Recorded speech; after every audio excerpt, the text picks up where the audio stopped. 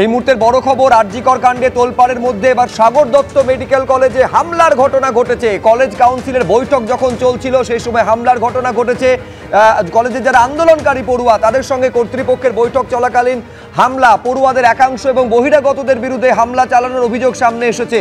কাউন্সিলের বৈঠক চলছিল, এই বৈঠক চলাকালীন ভাঙচুর চালানো হয়, হামলা চালানো হয়, দরজার কাঁচ ভেঙে চুরমার করে দেওয়া হয়। এই বৈঠক চলাকালীন হাঙ্গামা শুরু করে কয়েকজন পড়ুয়া এবং অপরিচিত মুখ। প্রশ্ন হচ্ছে, এই অপরিচিত মুখ, এই বহিরাগত তারা কারা? ভেঙে দেওয়া হয় দরজার কাঁচ, অভিযোগ সাগর দত্ত মেডিকেল কলেজের অধ্যক্ষের। আমি একবার সেই সময়ের ছবিটা আপনাদের সামনে রাখবো। মেডিকেল কাউন্সিলের বৈঠক যখন চলছে তখন এই হামলার ঘটনা ঘটলো, দরজার কাঁচ ভেঙে দেওয়া হলো, বহিরাগতরা হামলা। ছবিটা দেখুন একবার।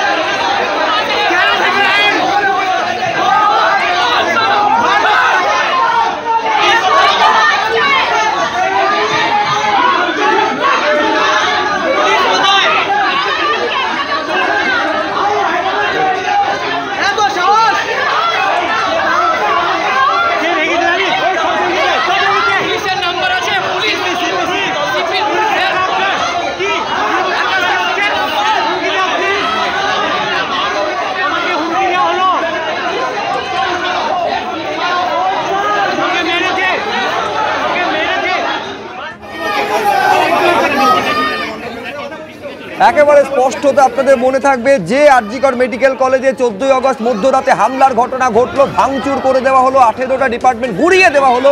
তারপরে সাগর দত্ত মেডিকেল কলেজ যেখানে কাউন্সিলের বৈঠক চলছিল সেইখানে হামলা চালানো হলো। কারা এই হামলা চালালো এবং কি কারণে হামলা? সন্দীপ সরকার আমাদের প্রতিনিধি আরো বিস্তারিত বলবেন। এই নিয়ে কি খবর পাচ্ছ সন্দীপ, কি ঘটেছে সেই সময়? দেখো, সবার আগে বলে নিই যে এই মুহূর্তে কলেজের কাউন্সিল সদস্যরা, Sagar Dutta medical college council সদস্যরা এবং কলেজের অধ্যক্ষ তারা ঘেরাও হয়ে রয়েছেন। তারা যে হল ঘরে বৈঠক করছিলেন, ছিল কলেজ কাউন্সিল একটা বৈঠক ডেকেছিল। সাগর দত্ত মেডিকেল কলেজের যারা আন্দোলনরত পড়ুয়া রয়েছে তাদের সঙ্গে বৈঠকে বসেছিল কলেজ কাউন্সিল এবং তাদের অধ্যক্ষ উপস্থিত ছিলেন।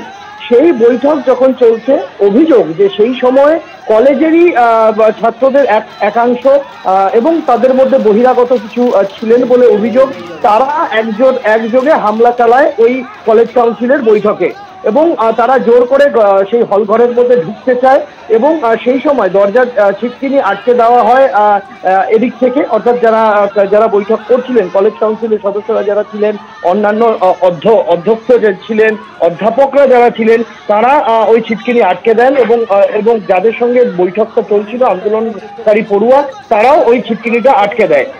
ফলে এবং দরজার উপরে গিয়ে খোপটা পড়ে এবং দরজার উপরে মুহুর্মুহু লাঠি ঘুষি কাজ ভাঙচুর করা হয় বলে অভিযোগ। এবং এই গোটা ঘটনাটা যারা ঘটিয়েছেন তারা ওই কলেজেরই আন্ডার গ্র্যাজুয়েট পড়ুয়াদের একটা অংশ, এখনো পর্যন্ত সেরকমটাই জানায় অভিযোগ। এবং সেই আন্ডার গ্র্যাজুয়েট পড়ুয়াদের একটা অংশ যাদের সঙ্গে কয়েকজন ইন্টার্ন রয়েছেন এবং বেশ কয়েকজন বহিরাগত রয়েছেন, তারা একযোগে এই হামলাটা চালিয়েছেন। এখন যারা হামলা চালিয়েছেন তারা কারা, তাদের প্রকৃত পরিচয় এখনো পর্যন্ত জানা যায়নি। তবে যারা আক্রান্ত হয়েছেন তাদের অভিযোগ যে থ্রেট কালচার, যে হুমকির সংস্কৃতির বিরুদ্ধে তারা আন্দোলন করছেন, যারা হামলা চালিয়েছে তারা সেই হুমকির সংস্কৃতির পৃষ্ঠপোষক ওই সাগর দত্ত মেডিকেল কলেজ হাসপাতালে, অর্থাৎ কলেজ পড়ুয়াদেরই একটা অংশ।